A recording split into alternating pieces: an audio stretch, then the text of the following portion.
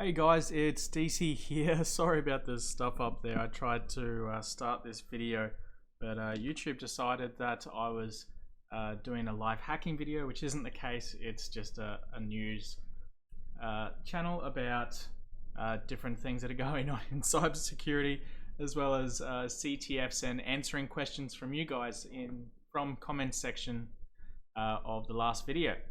So let's kick it straight off before YouTube decides to take this one down as well. We'll head on over to helpnetsecurity.com, and there's an article here which is Cisco fixes root privilege command injection vulnerability in Cisco SD-WAN solution. So the article reads, Cisco has fixed 5 security vulnerabilities in its software-defined WAN or SD-WAN solution, 2 of which could allow an authenticated local attacker to either gain root privilege on the underlying operating system or to inject arbitrary commands that are executed with root privileges.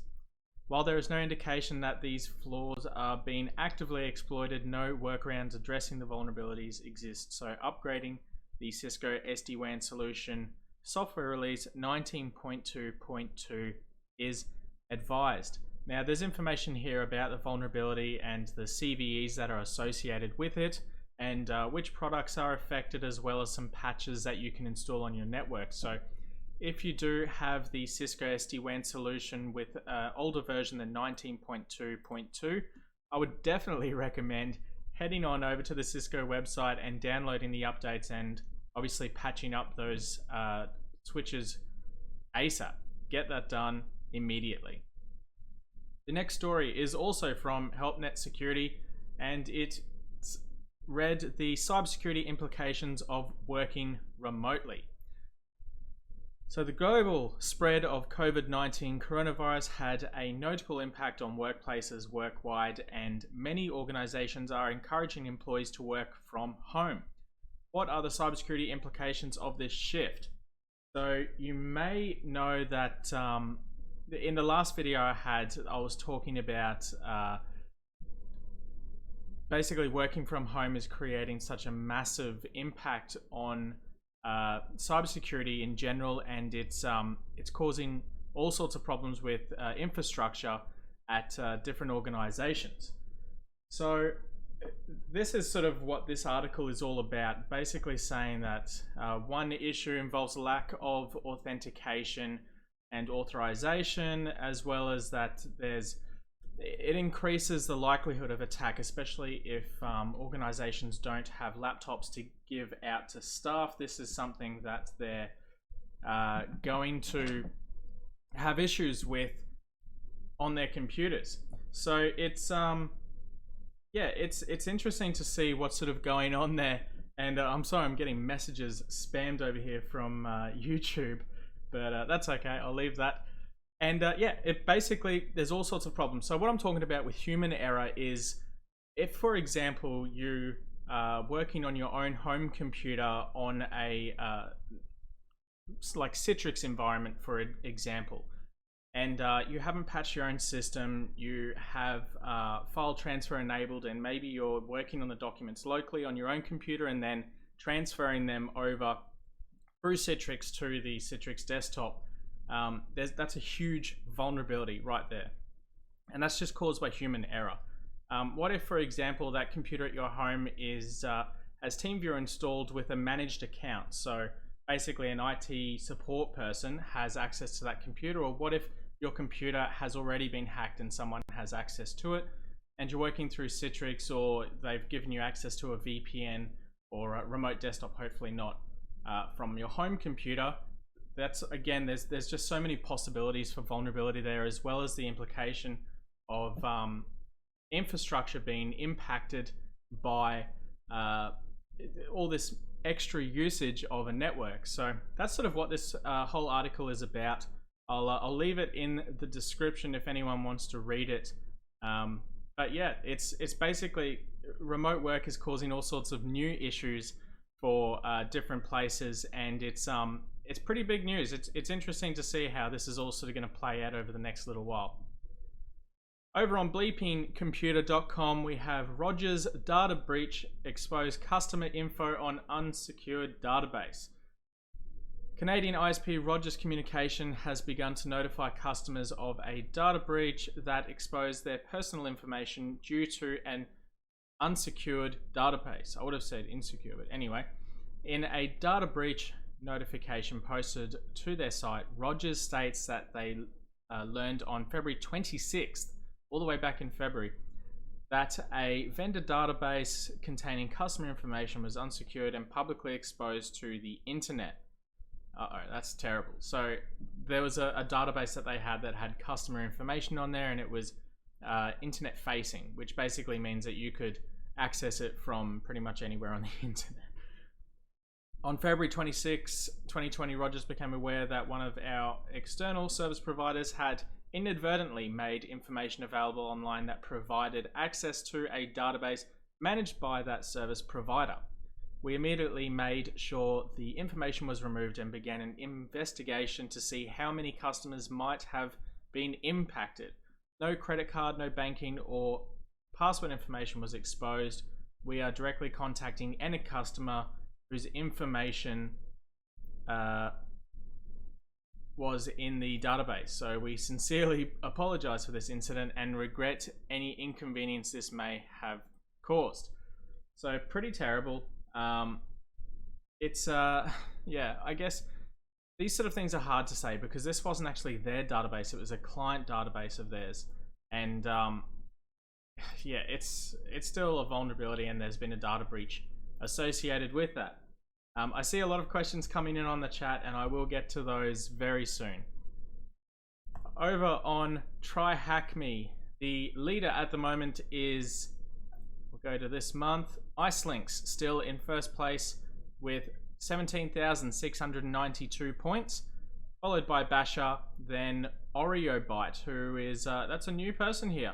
They went in here yesterday, and HTTP Deep from India is in 4th place now. They were in 3rd place, but I guess he or she got busy and haven't got back to you know, completing more CTFs. So HTTP Deep, I'm cheering you on, dude. I want to see you in the 1st or 2nd place. You've got a little while to go. There's a bit of a gap between you and 1st place, but that's okay. Let's have a look who's if there's any Aussies in here anywhere near the top. No Aussies in the top 50. That's a shame. Maybe I should start doing some more CTFs on TryHackMe. Over on hackthebox.eu, so the team rankings, the A team is still in 1st place with 2,133 points, closely followed by Donkeys with 1,989 points, and then Alpha Pone is in 3rd place with 1,968. That hasn't really changed since yesterday, and yeah, I'm not surprised. Hack the Box is it's a bit different like that. It's not so tight, I guess. There's always someone out in front, and that someone is usually Sempriti, and Sempriti is still in 1st place with 2,043 points, followed by XCT, sorry, then Snowscan, then Stefano 118. So yeah, pretty interesting, that one. There's no new CTFs on either of the sites at the moment. There's just the same stuff that I read yesterday. So Common Linux Privis and No Name CTF has got a new challenge. So now for the good bit where I answer your questions. I'll quickly just go over to my phone. So Francisco Lucharini says, "Hi DC, I'm a self-taught who tries to learn cybersecurity. Please could you recommend me the best Raspberry Pi for hacking? Greetings from Italy." The Raspberry Pi 4B, I think, whichever is the latest one with the built-in Wi-Fi bit. I think all of them actually recently have that built in. Yeah, definitely that one is the best. They're all as good as each other, to be honest, to learn things on, but I guess a good operation for one is to create like a remote Wi-Fi hacking, or potentially even like your own rogue access point if you want to try something like that. That could be fun. That's a good project to try out, and yeah, I'd definitely give that a go. The next question was from Cyberbooth, and he or she has said, "Hi DC, I'm studying a Cert 4 in cybersecurity in Victoria. Any suggestions? What other certification do I need to get job ready by the end of the course? Grace content, keep up the good work." Thank you very much, Cyberbooth. Certifications that I would do is definitely the CompTIA Security Plus, as well as either the CompTIA Network Plus or CCNA 2020 version.